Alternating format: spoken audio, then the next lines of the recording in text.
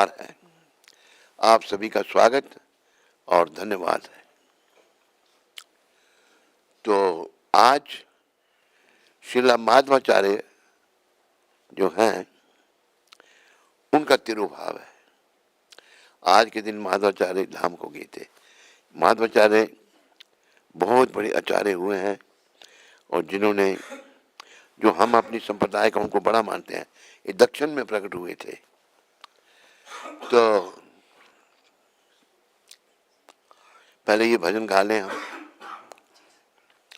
ये अनिलो प्रेमाधन करुणा प्रचुर,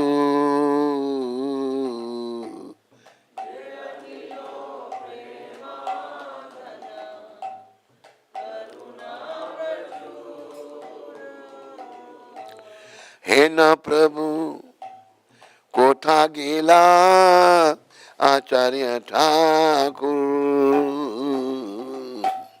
हे न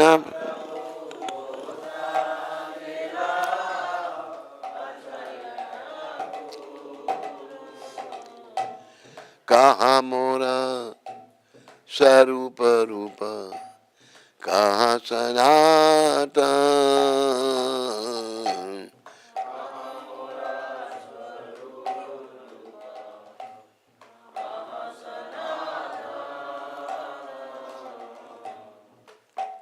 कहा नहीं है शब्द, कहा बंगला भाषा में है भजन।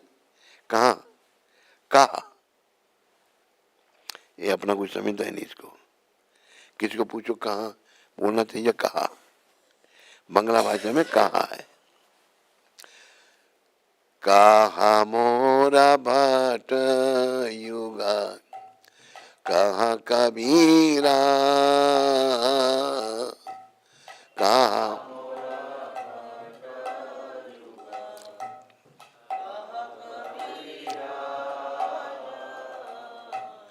कहा मोरा स्वरूप रूपा कहा सनातन, कहा मोरा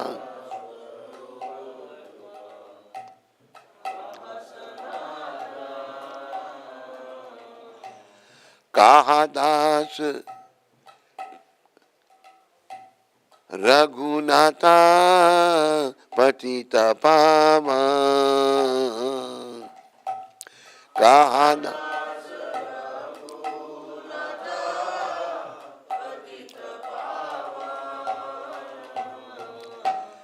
एका काले कोठा गेला गौरा नटरा, एका काले गौरा पाषाणे कुटीवो माथा अनिले पाशिवो, पाषाणे अनिले गौरंगा गुनेरा निदे कोठा गेले पावो, गौरंगा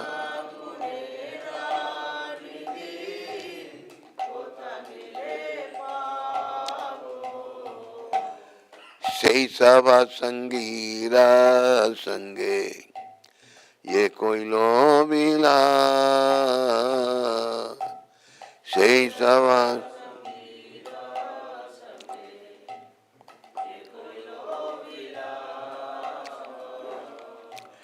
सही संग न पाया कांदे नरोत्तम दास, सही संग न पाया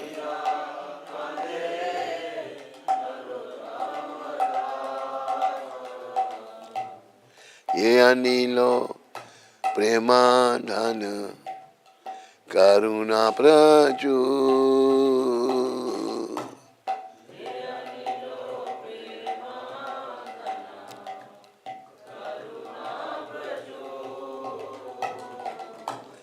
है न प्रभु कोठा गेला आचार्य ठाकुर।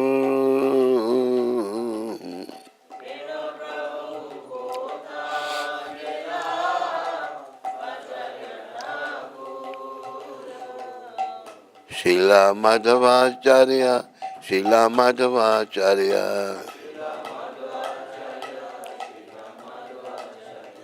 शिला माधवाचार्य, शिला माधवाचार्य,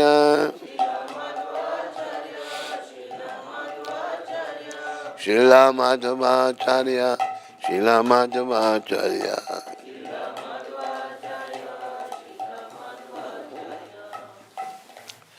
जो अप्राकृत प्रेम का धन लेकर आए थे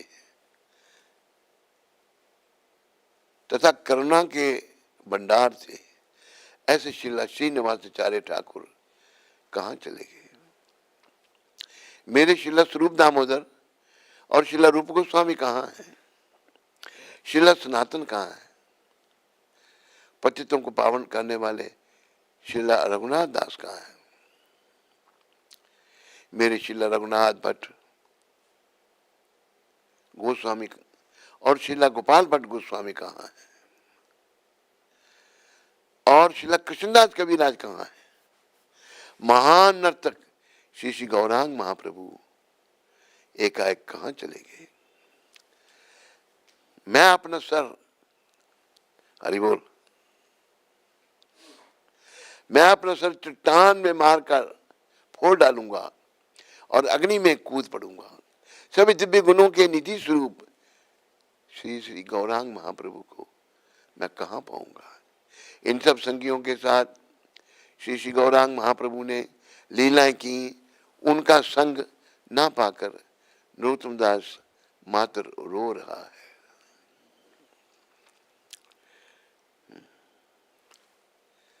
तो महात्माचार्य तो संग करेंगे हम उनके जीवन के बारे में, उनकी क्या क्या लीला इन्होंने की। शिला माधवाचार्य दक्षिण भारत में कर्नाटक के उडुपी क्षेत्र के निकट सन 1238 में प्रकट हुए थे। अभी है 2026 है, 1238 में ये प्रकट हुए थे। उन्हें वायुदेव का अवतार माना जाता था। बोलो वायुदेव के अवतार शिला माधवाचार्य महाराज की। ये वायुदेव के अवतार माने गए हैं। उनका शरीर असामान्य रूप से सुगठित व बलिष्ठ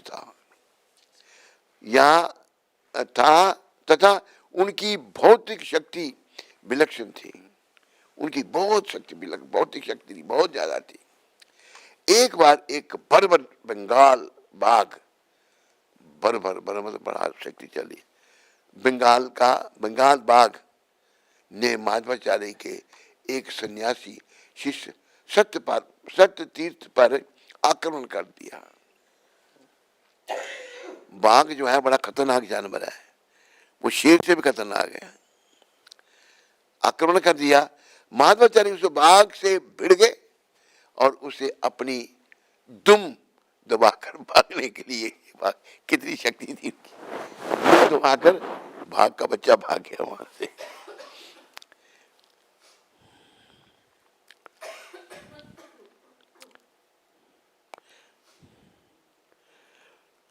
उसे अपनी दुम दबाकर भागने के लिए विवश कर दिया। शिला माधवाचार्य ने 5 वर्ष की अवस्था में दीक्षा ग्रहण की और 12 वर्ष की अवस्था में संन्यास लेकर, देखो 12 साल की उन्होंने संन्यास ले लिया। बोलो शिला माधवाचार्य जी महाराज की।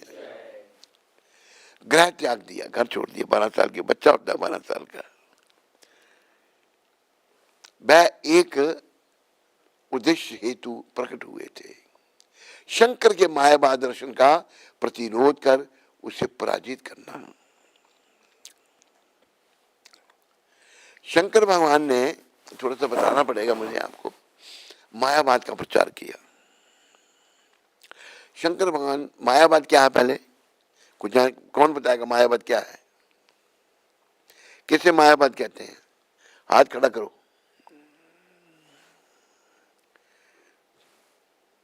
तो जानता है मायावाद क्या है? ध्यान से सुनो। महाप्रभु ने मायावादियों के बारे में कहा है, मायावादी कृष्णेरे अपराधी। जो मायावादी हैं वो भगवान श्री कृष्ण के चरणों में बड़ा अपराध कर रहे हैं। मायावादी का अर्थ है, जैसे हमारा शरीर जो है ना, मेरा आपका, ये माया है, ये नश्वर है, पर इसके भीतर जो आत्मा है वो शाश्वत है, सदा रहने वाली है।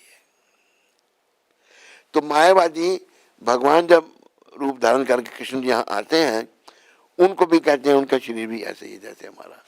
ऐसा कहना ठीक है? भगवान तो सर्वशक्तिमान है। भगवान कृष्ण के बारे में ब्रह्मा जी ने बताया था, ईश्वर परम कृष्ण सच्चित आनंद विग्रह। ईश्वर कहते हैं नियंता को, कृष्ण परमेश्वर है, सारे ईश्वरों के नियंता, छोटे छोटे ईश्वर भी हैं।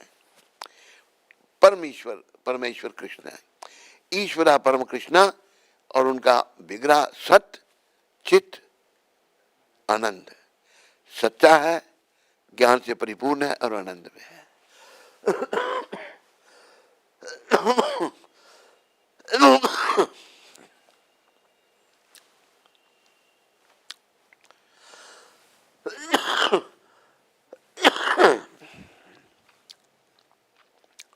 ईश्वरा परम कृष्ण सच्चित आनंद विग्रह, अनादि, उनकी कोई शुरुआत नहीं है यहां से शुरू होंगे, बिल्कुल नहीं।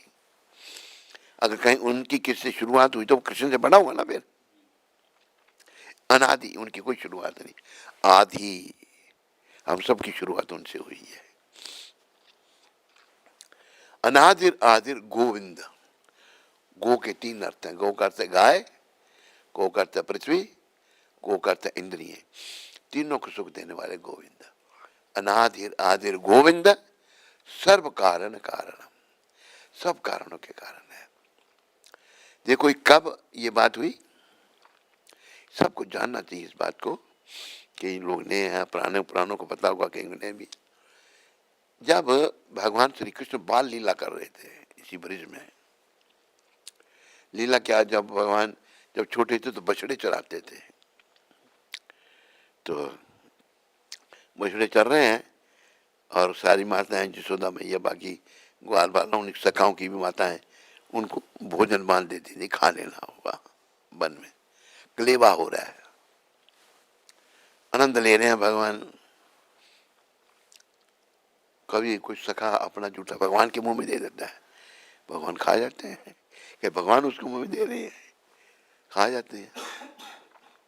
ये दृश्य ब्रह्मा जी ने देखा, ये तो जूठा खा रहा है, ये भगवान कैसे हो सकता है? शंका होगी मन में ब्रह्मा जी के। तो ब्रह्मा जी ने क्या किया, जितने भगवान के सखा थे सबको अपनी शक्ति, उनमें बड़ी शक्ति उठा लिया, और सारे बछड़े भी परम प्रतापाल रूप में छोटे से खड़े अकेले रह गए, उनसे कुछ छुपा नहीं है, सब समझ के ब्रह्मा जी ने किया है। तो सर्वशक्तिमान भगवान ने क्या किया, अपने आप को उतने ही सखाओं के रूप में बना लिए, जैसे सखा थे वैसे ही। भगवान ने ये भी सोचा, अगर मैं घर वापस अकेला जाऊंगा तो सखाओं की माताएं कहेंगी तुम आए, हमारे बच्चे कहाँ हैं? वो दूसरी गोपियों के बच्चे भगवान के संग रहते थे ना।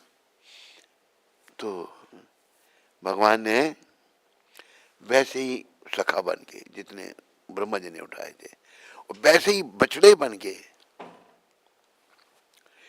1 साल तक ये चलता रहा। 1 साल तक क्या होगा, ब्रह्मा जी, जो ब्रह्मा जी ने बछड़े और सखा चुराए थे, वो भी उनको सुला दिया की जगह उन्होंने, जो भगवान ही अपना सारे सखा बने हैं और बछड़े बने हैं। गाय भी चाहती थी कि हमारा बछड़ा कृष्ण हो। वो गाय को साधारण थोड़ी, जिनका पालन भगवान करते थे, बड़ी महान थी। और फिर बाकी गोपियां भी चाहती थी कि कृष्ण खाली यशोदा जी के बेटे क्यों हुए, हमारे क्यों नहीं हुए, हमारा ऐसा बेटा क्यों नहीं हुआ। इस लीला से भगवान ने सबकी इच्छा पूरी कर दी।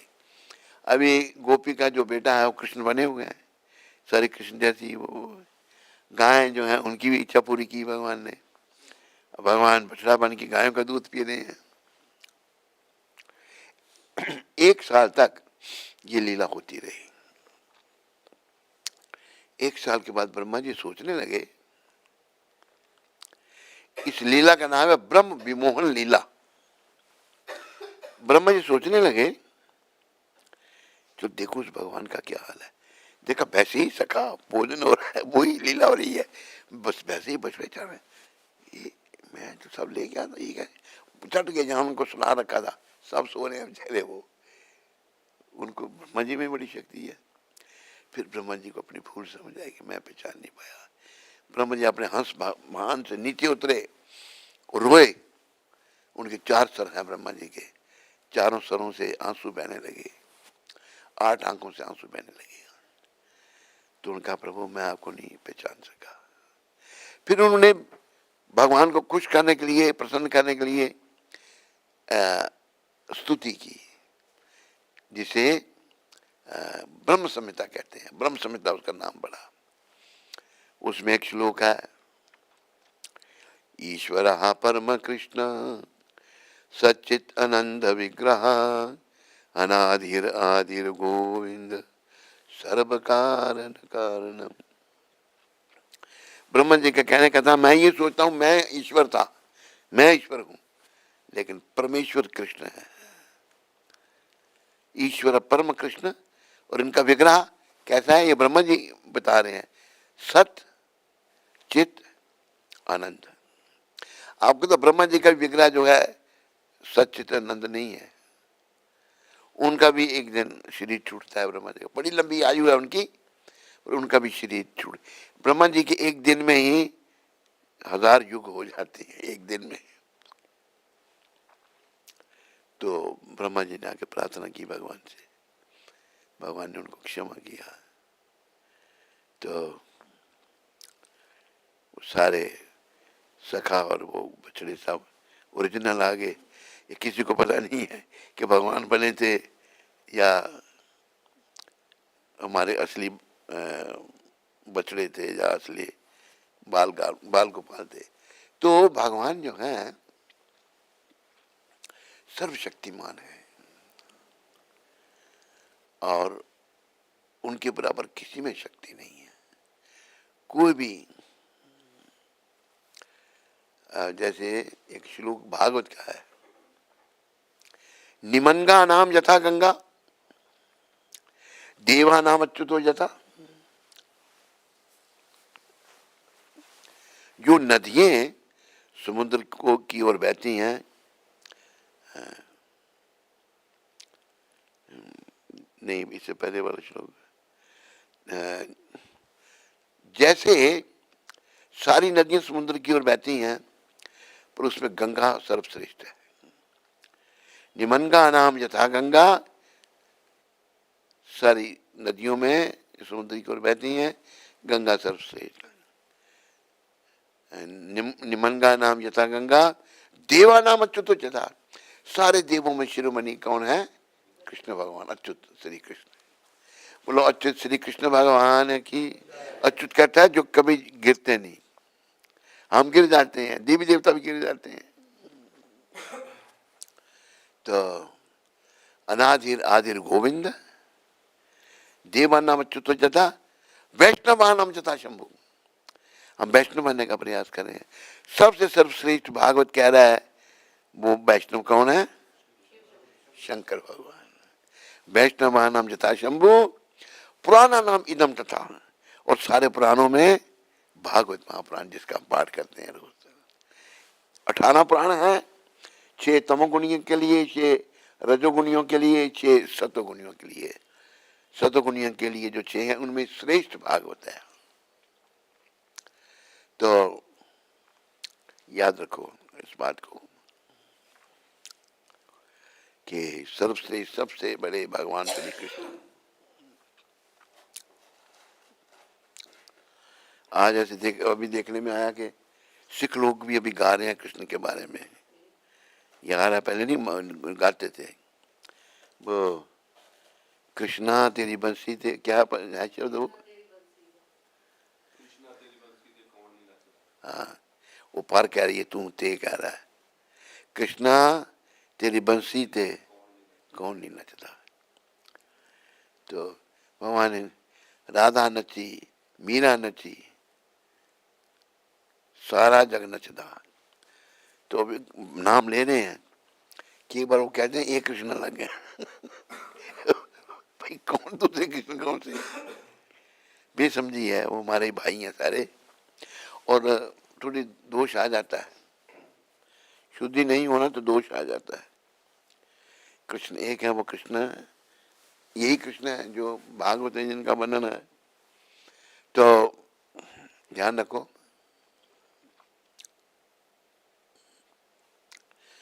माधवाचार्य ने 5 वर्ष की अवस्था में दीक्षा ग्रहण की और 12 वर्ष की अवस्था में संन्यास लेकर ग्रह त्याग कर दिया। वे एक उद्देश्य हेतु प्रकट हुए थे, क्या? शंकर के मायावाद दर्शन का प्रतिरोध कर उसे पराजित करना। शंकर भगवान ने ये मायावाद का प्रचार क्यों किया, जबकि वो वैष्णव है? क्यों किया, किसी को पता? ये भी नहीं पता क्यों किया।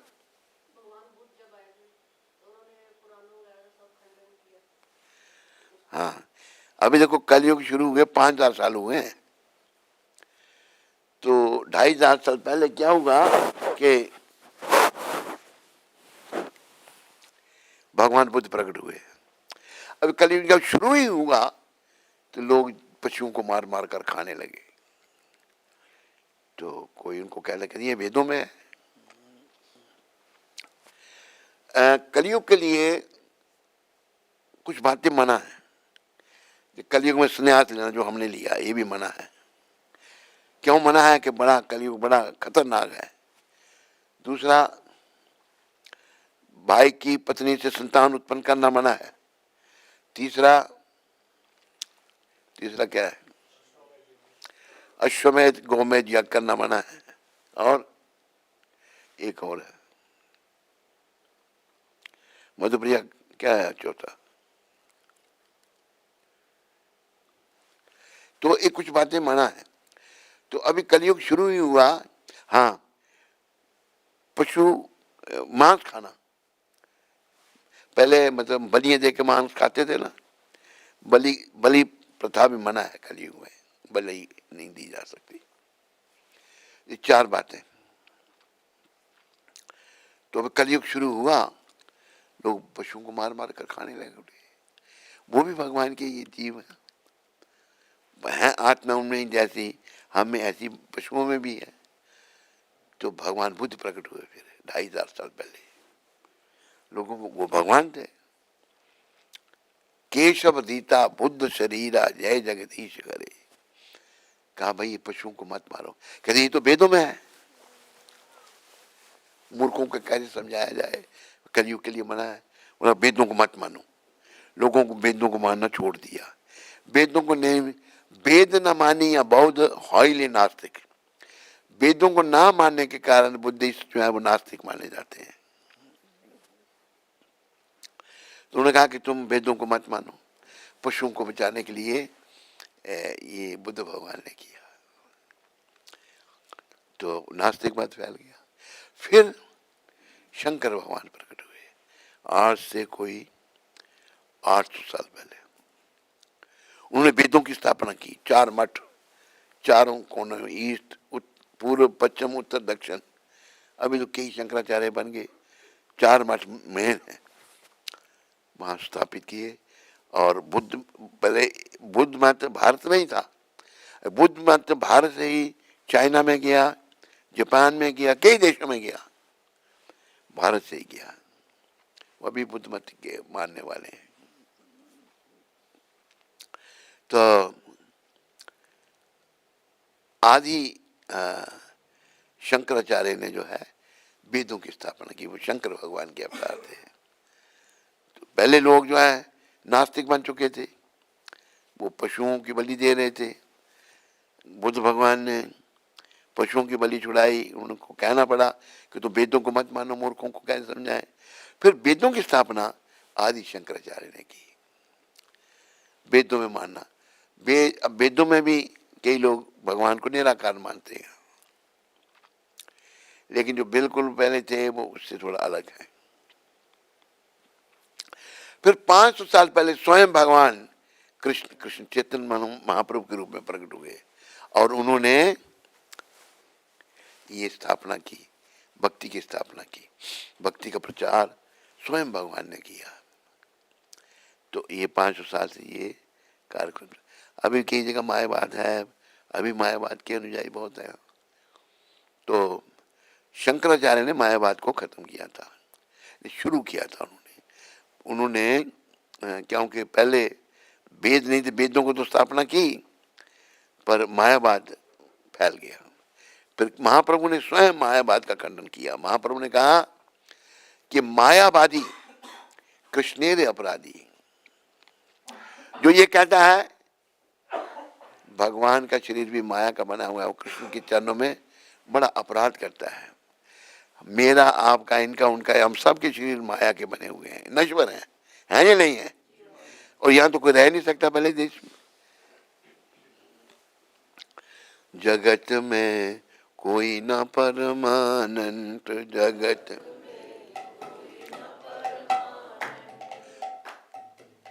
तेल चमेली चंदन साबुन,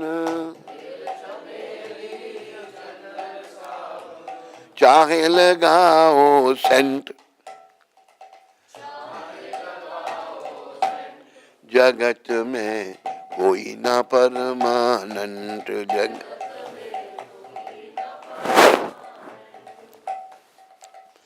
आवागमन लगी दुनिया में, जगत है रेस्टोरेंट,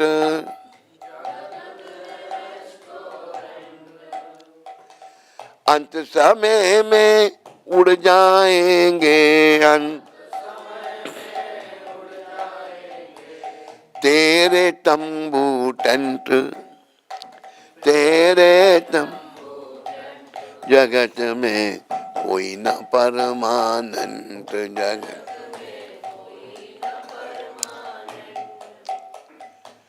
हरिद्वार चाहे मथुरा काशी, घूमो दिल्ली कंट,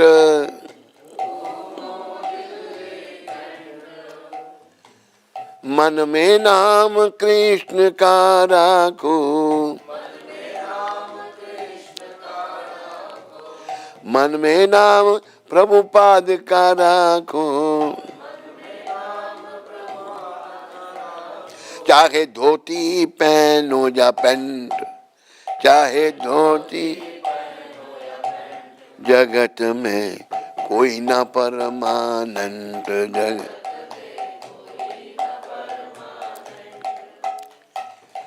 राष्ट्रपति हो जा जनरल कर्नल, चाहे हो लेफ्टिनेंट,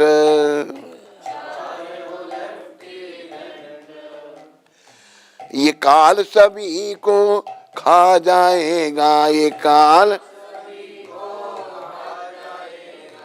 लेडीज हो या जेंट, लेडीज, जगत में कोई ना परमानंद, जगत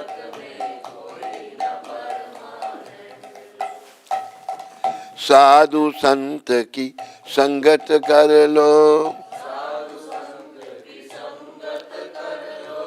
प्रभुपाद की संगत कर लो, ये सच्ची गवर्नमेंट,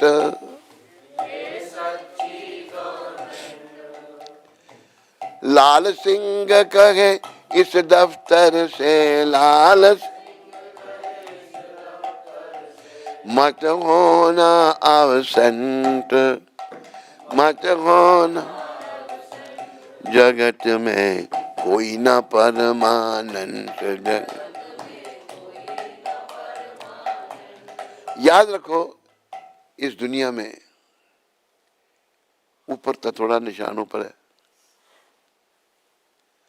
नीचे कर इसके थोड़ा इधर है। तो इस संसार नश्वर है, आत्मा इस शरीर में जो है वो शाश्वत है, आत्मा का नाश नहीं है। इसलिए प्राय लोग मौत से डरते हैं, लेकिन जो जानता कि मैं शरीर नहीं हूं, मैं आत्मा हूं। प्रभुपाद एक की बात सुनाते थे, पता नहीं कौन था वो, नाम मैं भूल गया। उसको कहा कि तेरे को मार देंगे, कल पहले मेरे को ढूंढो, मैं हूं कहां कि मेरे को शरीर को मारने थे, तुम मेरे को मारोगे। मैं अमर हूं, अजर अमर हूं, आत्मा अजर अमर अविनाशी है। ये प्रभुपाद ने कहा कहीं, ये ढूंढो ना इसको, ये शब्द बड़े अच्छे हैं। तो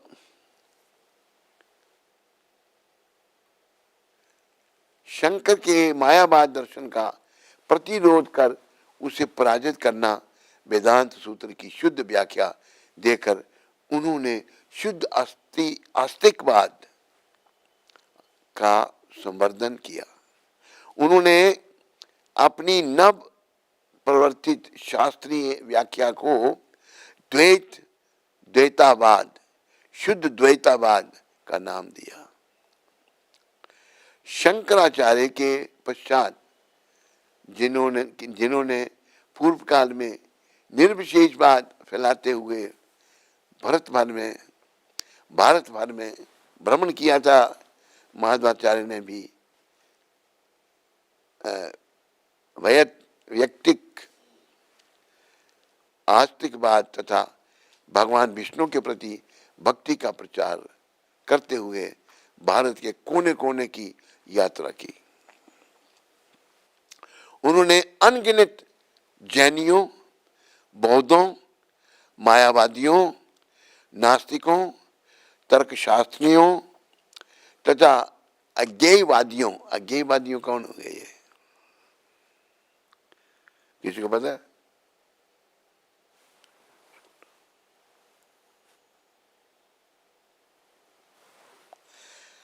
अज्ञेयवादी को परास्त किया। श्रील व्यासदेव से साक्षात भेंट करने की आशा से माधवाचार्य हिमाचल पर्वत पर गए। व्यासदेव ने माधवाचार्य को अष्टमूर्ति नामक एक शालिग्राम शिला दी, भगवत गीता पर उनकी टीका का अनुमोदन किया तथा उन्हें शास्त्रों की गहन अनुभूति का आशीर्वाद दिया। भगवान वेदव्यास ने माधवाचार्य को उडुपी में माधवाचार्य ने गाय चराने की लकुटी पकड़े एकाकी खड़े गोपाल का एक अभिराम अर्च विग्रह प्रतिष्ठापित किया। यह विग्रह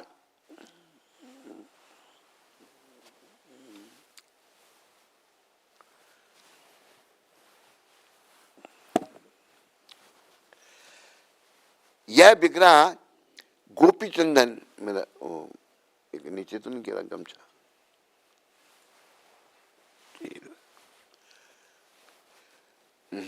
उडुपी में माधवाचार्य ने गाय चराने की लकुटी पकड़े एकाकी खड़े गोपाल का एक अभिराम अर्च विग्रह प्रतिष्ठापित किया। इस विग्रह के हमने दर्शन किए हैं। यह विग्रह गोपी चंदन के एक खंड से प्रकट हुआ था। ये विग्रह कैसे गोपी चंदन के खंड से प्रकट हुआ था, कैसा पता नहीं, इसमें है या नहीं है, पर मैं सुना देता हूं।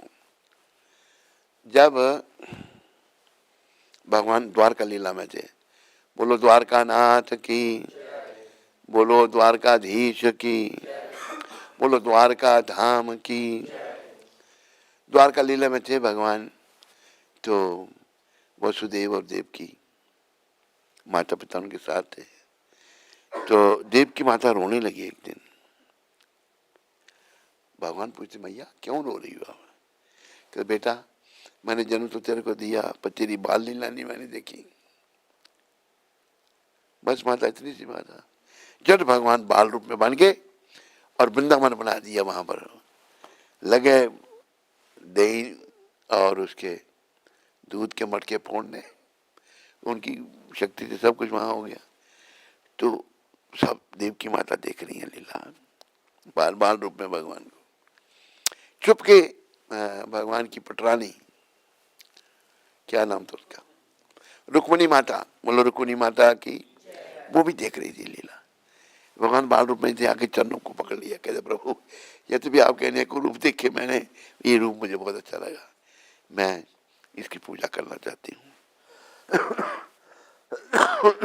तब भगवान ने विश्वकर्मा का आह्वान किया। विश्वकर्मा जी आ गए, कहा मेरी ऐसी एक मूर्ति बना के रुक्मणी को दे दो। वही रुक्मणी जब कृष्ण लीला समाप्त हुई तो वहां पर उसमें गोपी चंदन के कुंड में डाल दी थी। तो वहां से गोपी चंदन जाता था। तो क्या से क्या हुआ, एक बार माधवाचार्य समुद्र स्नान कर रहे थे। उडुपी में समुद्र है। समुद्र स्नान कर रहे थे जब माधवाचार्य, एक जहाज आ रहा था, समुद्र में बड़ा तूफान आ गया, जहाज डोलने लगा, मैं डूब जाएगा जहाज पानी में। तब जहाज के मालिक ने कहा महाराज, कोई संत नहा ने कहा बचाओ महाराज रक्षा करो, हाथ खड़े किए। तो माधवाचार्य ने आशीर्वाद दे दिया, समुद्र शांत हो गया, जहाज किनारे लग गया। जहाज का मालिक ढट उतरा, नीचे आया, हमारे चरणों में गिर गया, कहता महाराज आज आपने हमें बचा लिया, हमने मर जाना था सबने, कुछ सेवा बताओ। क्या नहीं सब ठीक है, बताओ कुछ सेवा बताओ। ठीक है नहीं आग्रह करना। अच्छा तुम कहाँ से आए? अभी मैं द्वारका से आया हूँ। क्या अब क्या लाया? बहुत कुछ बोला। कहते गोपी चंदन लाए हो? कहते लाया। वो गोपी चंदन दे दो, उसकी तिल लगाते हैं, उसे बहुत बड़ा गोपी चंदन का ढेर इतना बड़ा, वो माधवाचार्य के आश्रम में रख दिया। सब उसमें से तोड़ कर गोपी नंदन का तिल लगाते थे। माधवाचार्य के आश्रम जितने उनके शिष्य भक्त थे।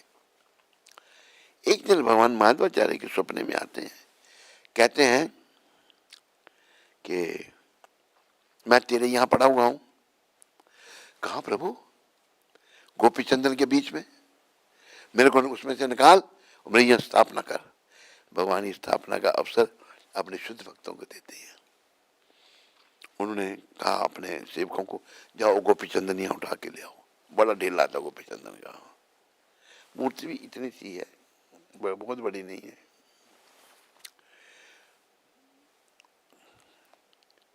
कितने भक्तों ने उठाने की कोशिश की, मूर्ति नहीं उठे ही नहीं। जब नहीं उठी तो फिर भगवान सपने में आए कि भक्तों से उठाता, खुद नहीं उठाता मेरे को। अच्छा प्रभु, माधवाचार्य के अकेले उठा के ले आए उसको। बड़ी युक्ति से चंदन निकाला, रखा सब चंदन को भी, गोपी चंदन को। ये दिव्य विग्रह जो भी उडुपी मंदिर में स्थापित है। तो ये माधवाचार्य के स्थापित द्वारा है। वो तो केवल कृष्ण बाल रूप में है। और वहां उडुपी में ही मेरे ख्याल में एक कनकदास थे। कनकदास जो थे वो शूद्र थे, पर भक्त थे भगवान के। भक्त तो कोई भी हो सकता है, ब्राह्मण भी हो सकता है, क्षत्रिय भी, वैश्य भी, शूद्र भी, गोरा भी, काला भी, स्त्री भी, पुरुष भी, अमीर भी, गरीब भी, कोई भी भक्त बन सकता है। तो कनकदास जी दर्शन करने जाने लगे कि तुम जाओ। पुजारियों ने नहीं जाने दिया अंदर। बेचारे मंदिर के पीछे बैठ के वो रोने लगे, प्रभु मैं आपके दर्शन नहीं कर सकता। तो भगवान इतने भक्त वत्सल उन्होंने क्या किया, पीछे जहां वो बैठा हुआ था कनकदास, दीवार कराई भगवान ने, और खिड़की, मंदिर में खिड़की थी, खिड़की से भगवान ने कनकदास को दर्शन दिए। आज वहां मंदिर में जाओ, खिड़की से ही दर्शन होते हैं, सामने से नहीं है। ऐसे हमारे कृष्ण भगवान। बोलो मोर मुकुट बंसी वाले की। जीवन का उद्देश्य भगवत प्राप्ति करना है, और भगवान श्री कृष्ण है, और कोई बाकी सब उनके सेवक है। जैसे चैतन्य चरितामृत ने कहा है, ईश्वर सर्व परम कृष्ण सच्चित आनंद विग्रह। नहीं, ये ब्रह्म संहिता में, अकाला ईश्वर कृष्ण और सब भृत्य। ईश्वर नियंता खाली कृष्ण है, बाकी सब उनके सेवक हैं। शिव हैं या ब्रह्मा हैं, इंद्र चंद्र गणपति सब भगवान के सेवक हैं। नियंता खाली कृष्ण है बड़े। इसलिए लोग देवी देवताओं के पास क्यों जाते हैं, देवी देवताओं की पूजा क्यों करते हैं, ये भी भगवान गीता में समझा रहे हैं।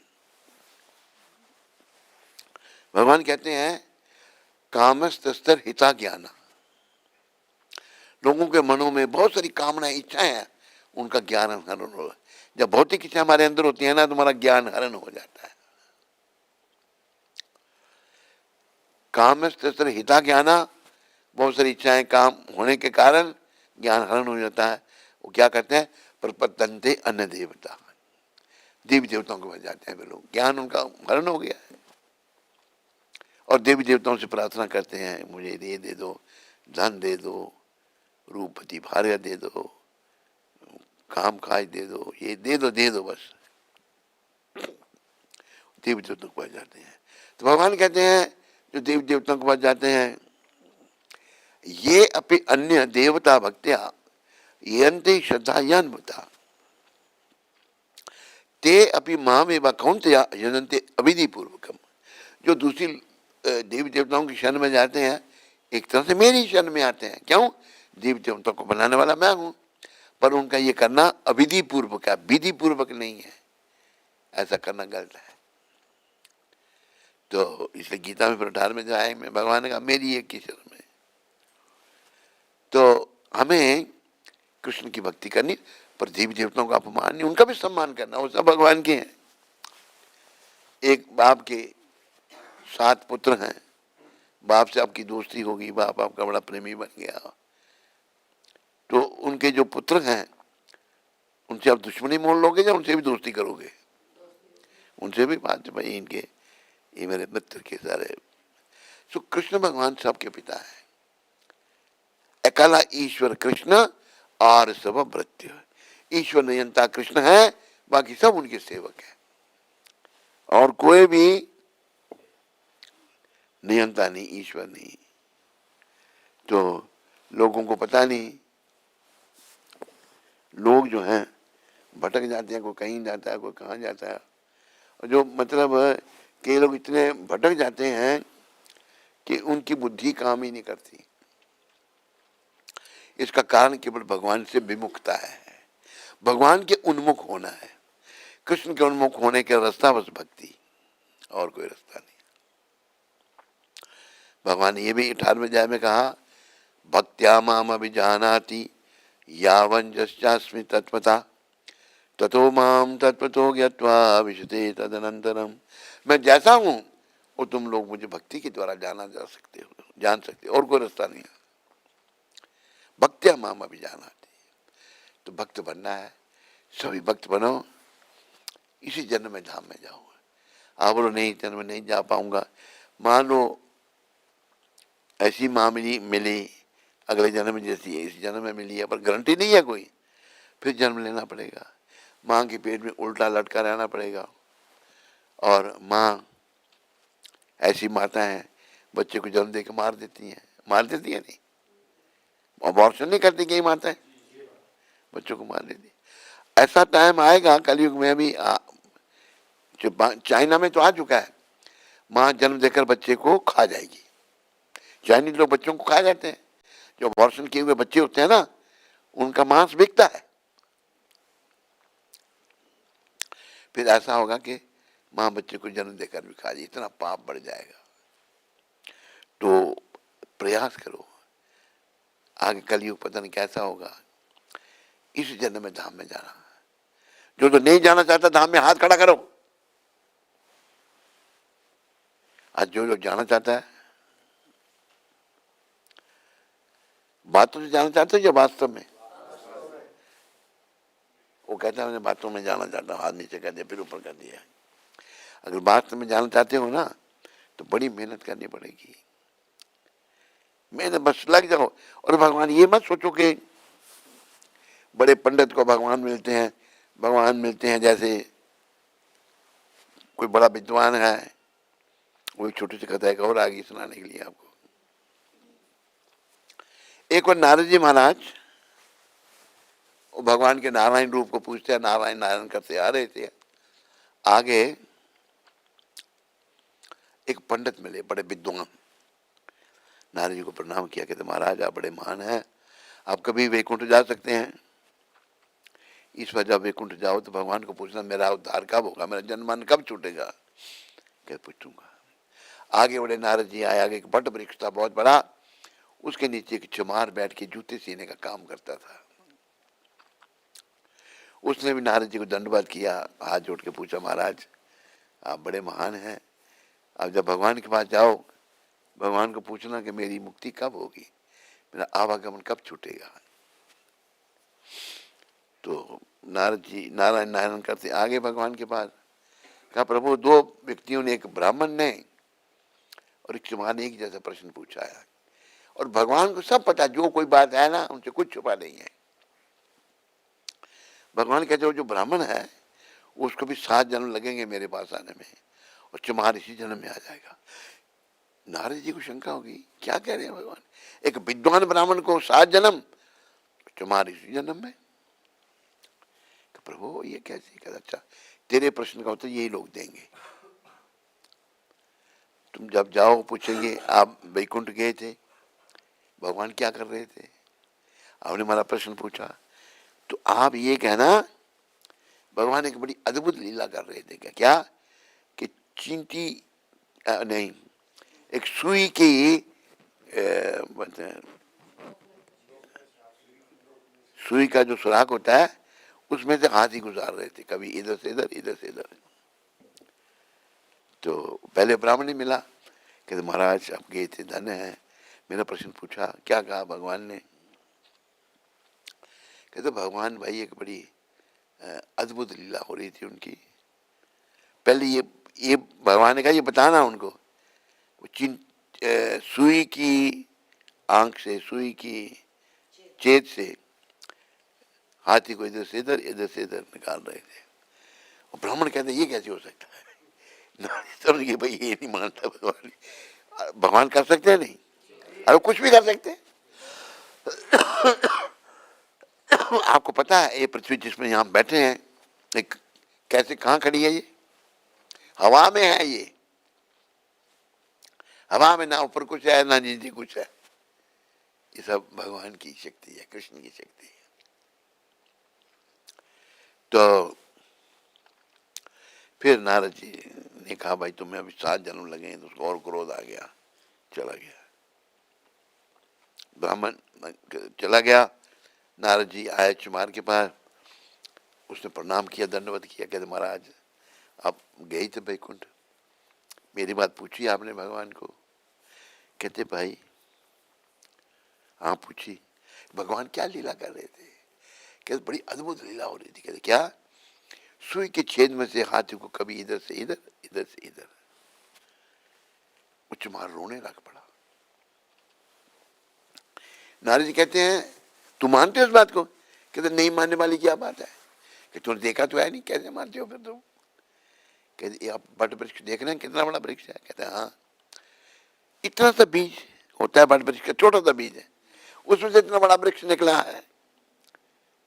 उस बीज में इतना बड़ा वृक्ष भगवान ने रखा है, तो क्या नहीं कर सकते, कुछ भी कर सकते हैं।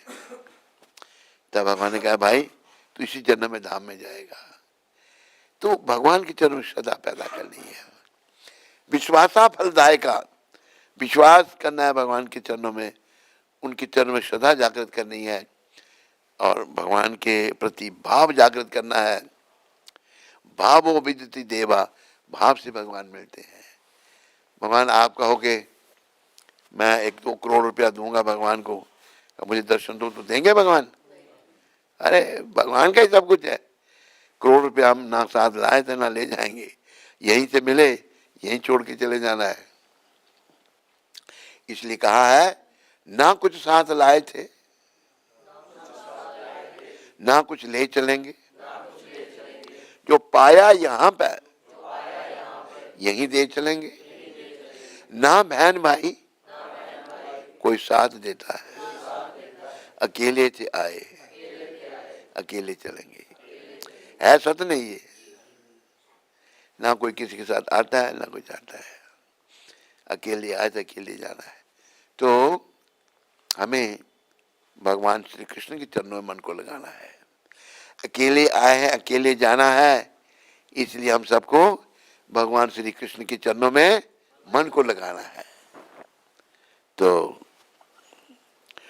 उडुपी में माधवाचार्य ने गाय चराने की लकुटी पकड़े एकाकी खड़े गोपाल का एक अभिराम अर्च विग्रह प्रतिष्ठापित किया। यह विग्रह गोपीचंदन के एक खंड से प्रकट हुआ था। उन्होंने उडुपी कृष्ण की प्रेम सेवा हेतु 8 मठों की स्थापना की। प्रत्येक मठ के प्रधान सन्यासी अत्याधिक नियम निष्ठा पूर्वक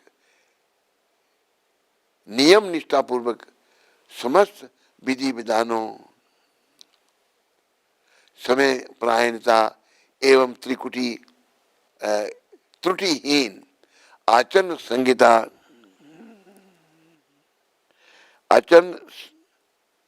सहित सुना नाशान क्या लगा संगीता बिंदु क्या है, मिस्टेक है। आचरण सहित श्री कृष्ण के अर्च विग्रह का पूजन करते हैं। प्रत्येक एकादशी के दिन वे निर्जल व्रत रखते हैं। वो लोग निर्जल रखते हैं साउथ इंडिया में।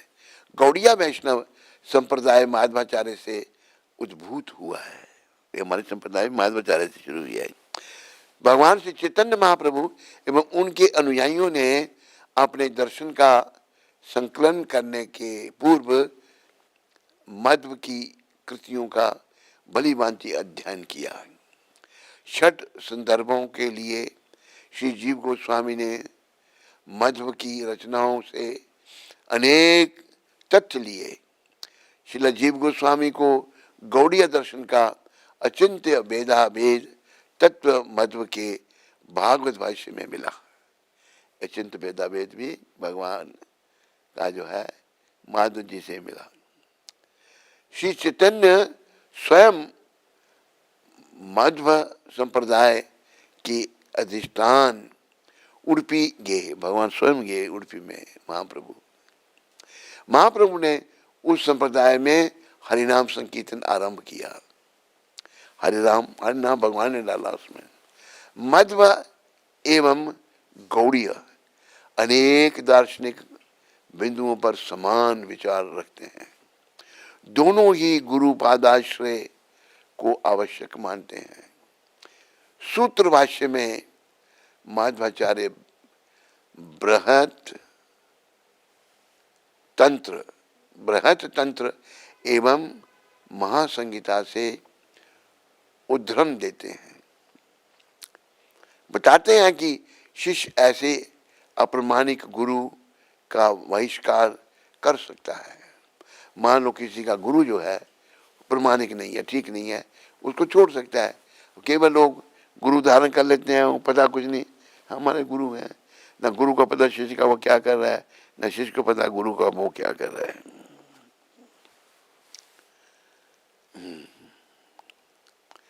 तो माधवाचार्य ने कहा कि अप्रमाणिक गुरु का बहिष्कार हो सकता है, छोड़ सकते हो उसको तुम। जो व्यर्थ सिद्ध हो जाए तदंतर या एक अन्य सुयोग स्वरूप सिद्धि व्यक्ति को अपना गुरु स्वीकार कर सकता है। और जो स्वरूप सिद्ध व्यक्ति है जैसे प्रभुपाद जी हैं, उनको अपना गुरु स्वीकार कर सकता है।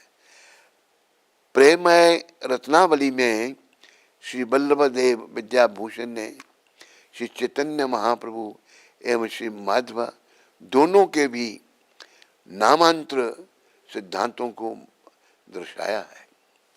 वैष्णव सिद्धांत माला में श्रीला भक्ति विनोद ठाकुर बताते हैं कि श्री चैतन्य महाप्रभु ने समस्त गौड़ीय वैष्णवों को आदेश दिया कि हमारी गुरु परंपरा के माध्यम से श्रील माधवाचार्य ने जिन 9 प्रमेय का उपदेश दिया है उनका सावधानी पूर्वक पालन किया जाए। जो 9 ये दिए हैं श्रील माधवाचार्य के 9 उपदेश।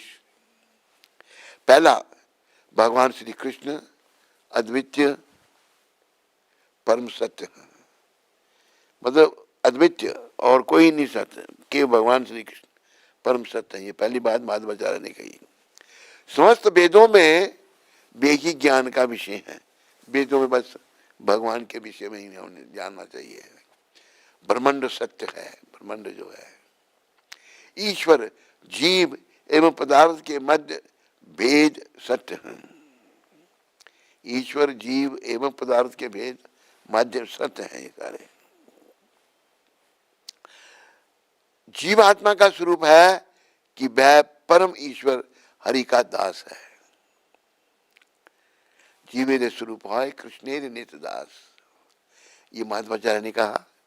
और श्री सनातन गोस्वामी ने महाप्रभु को पूछा था के आमी के मोरा जापो तापोत्राय, मैं कौन हूं और मैं किस लिए इतना दुखी हूं। ग्राम्य व्यवहारी हमें पंडित करी मानी, हमारा हित हमें किछु नहीं जानी। आम लोग मुझे कहते हैं कि मैं बड़ा विद्वान हूं पर मेरा हित किसमें मैं नहीं जानता। तो भगवान ने कहा था जीवेरे स्वरूप है कृष्णेर नित दास, कृष्णेरा तटस्था शक्ति भेदा भेद प्रकाश।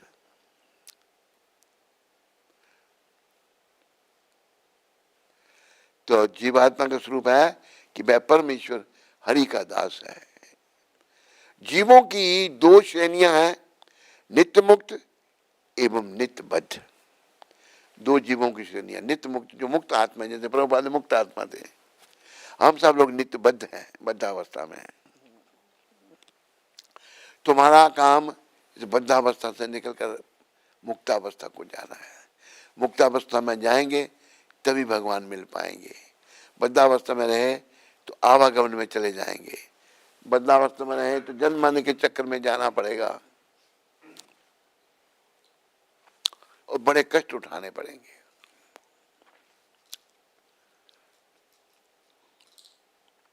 जीवों की 2 श्रेणियां हैं, नित्य मुक्त नित्य बद्ध।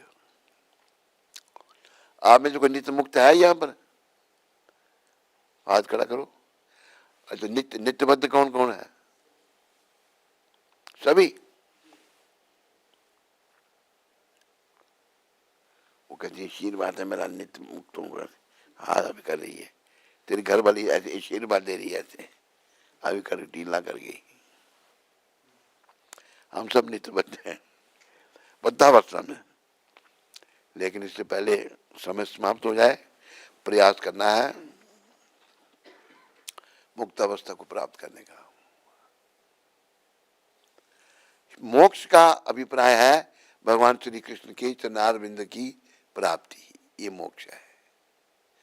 मोक्ष का अभिप्राय है भगवान श्री कृष्ण के चरणारविंद की प्राप्ति। बोलो चरणामृत, चरणारविंद, चरणामृत नहीं, चरणामृत, चरणारविंद। अन्य शब्दों में परमेश्वर के प्रति एक नित्य सेवा संबंध में प्रवेश पाना। मोक्ष का अभिप्राय भगवान श्री कृष्ण की चरणारविंद की प्राप्ति, अन्य शब्दों में परमेश्वर के प्रति एक नित्य सेवा संबंध में प्रवेश करना। फिर हम भगवान के मुक्त होना, मतलब नित्य सेवा भगवान की हम करेंगे। श्री कृष्ण के प्रति शुद्ध भक्ति ही इस मोक्ष को प्राप्त करने की एकमात्र विधि है। माधवाचार्य कह रहे हैं श्री कृष्ण के प्रति शुद्ध भक्ति। शुद्ध भक्ति का मतलब कोई भौतिक इच्छा नहीं, अन्नाभिलाषता शून्यम, भौतिक इच्छा जीरो, ज्ञान कर्मादि अनावृतम, ज्ञान भी नहीं, बड़ा ज्ञानी भी नहीं बनना और कर्मी भी नहीं। जो पैसे के लिए काम करता है वो कर्मी है, ज्ञान भी नहीं चाहिए। जो ज्ञान मार्गी है वो ज्ञान भी नहीं चाहिए। अनुकूल लेना कृष्णानुशील न भक्ति उत्तम, तो जैसे भगवान ने कहा वैसी भक्ति करना है। भगवान क्या सिखा रहे हैं? चैतन्य महाप्रभु सिखा रहे हैं, ना धर्म न जन्म न सुंदरीम कविताम बा जगदीश काम है, मम जन्मनि जन्मनि ईश्वरे भवतात भक्ति अहितु की त्वयि। मुझे धन नहीं चाहिए, मुझे अनुयायी नहीं चाहिए, सुंदर स्त्री नहीं चाहिए, मुझे बड़ा प्रवक्ता नहीं बनना। तो आपको क्या चाहिए? मम जन्मनि जन्मनि ईश्वरे भवतात भक्ति अहितु, जन्म पर्यंत जन्म प्रभु आपकी भक्ति। कैसी? अहितु की, बिना किसी हित के। ये चैतन्य महाप्रभु कह रहे हैं। भागवत में कहा है सबे पुंसो परो धर्मो यथो भक्ति अधोक्षजे। सब जीवों का ये कर्तव्य है, उसमें ही ब्राह्मण क्षत्रिय वैश्य कुछ नहीं बताया, सब जीव, सबका ये कर्तव्य है अधोक्षजे, भगवान की। अधोक्षजे भगवान वो है जो हमारी भौतिक इंद्रियों से नहीं दिखते, अपनी इंद्रियों को शुद्ध करना पड़ेगा। जो तुम भक्ति अधोक्षजे वो कृष्ण भगवान है। तो भक्ति कैसे करनी है? अहितु की अप्रतिहता, बिना किसी हित के भक्ति। तो सेवा मैं भगवान की करूं और कुछ नहीं चाहिए, तभी तो भगवान दिखेंगे। वो घंटी बजाई थोड़ी, अरे पता नहीं आया कोई चढ़ाएगा 10 रुपये भगवान के आगे, नहीं चढ़ाएगा। ध्यान भगवान के चरणों में नहीं है, ध्यान खाने पीने में है, ध्यान जो है भोग विलास में है, ध्यान दूसरों को बेवकूफ बनाने में। ऐसे भी लोग हैं दूसरों को बेवकूफ बना देते हैं, ऐसे निपुण लोग हैं, है या नहीं है? वो सोचना बड़े महान है बेवकूफ, वो सोचना बड़े महान है, ये पता नहीं उनको नरकों में सड़ना पड़ेगा। दूसरों को बेवकूफ बना देते हैं। तो हमें ऐसा नहीं करना। भक्त मतलब बड़ा विनम्र, विनम्र कैसा?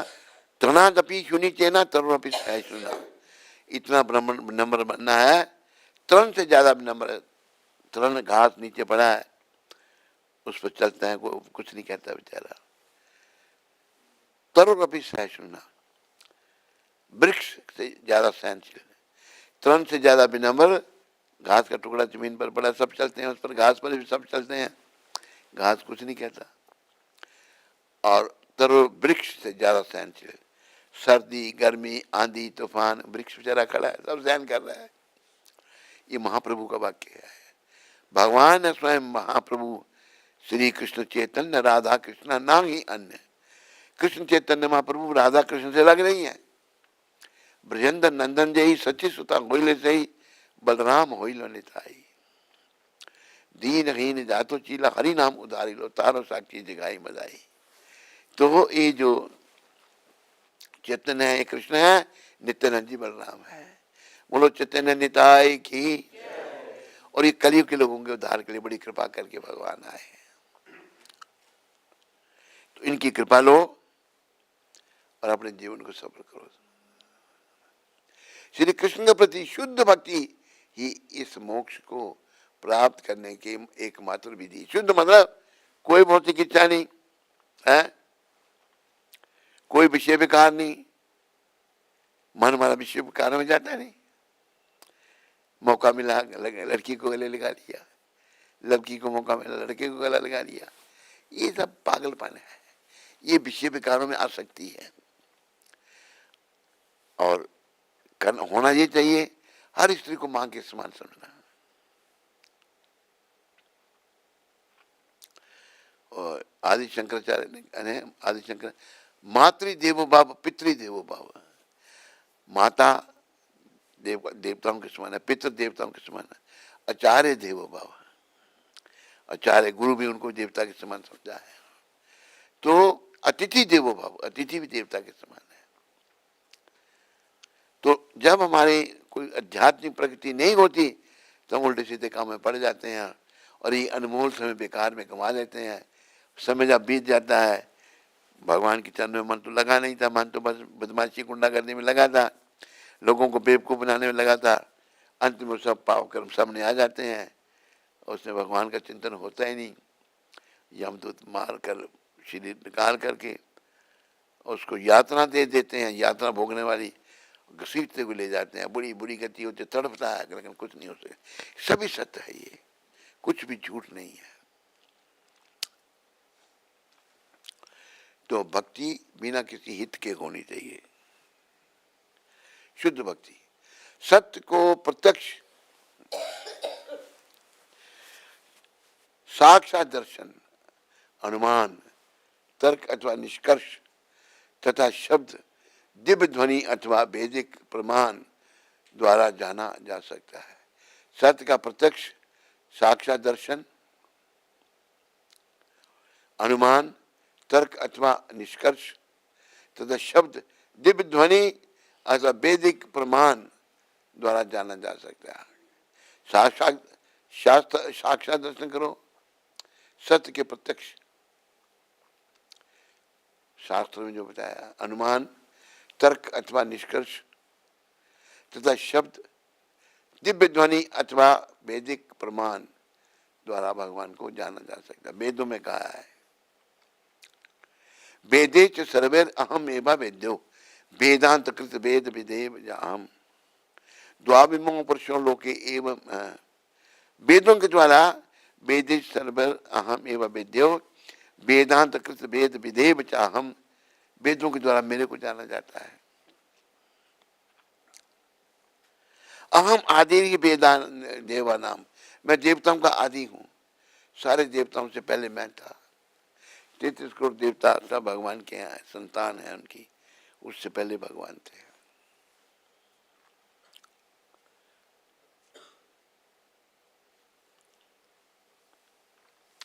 तो थोड़ा सा लगा दे आज का भी, थोड़ा सा पढ़ लेते हैं। आज इतना शुभ दिन है। नैमिषारण्य में महान यज्ञ का आरंभ, पहला स्कंद। महाराजा परीक्षित का जन्म ये पहले स्कंद में है। अपनी माता के गर्भ में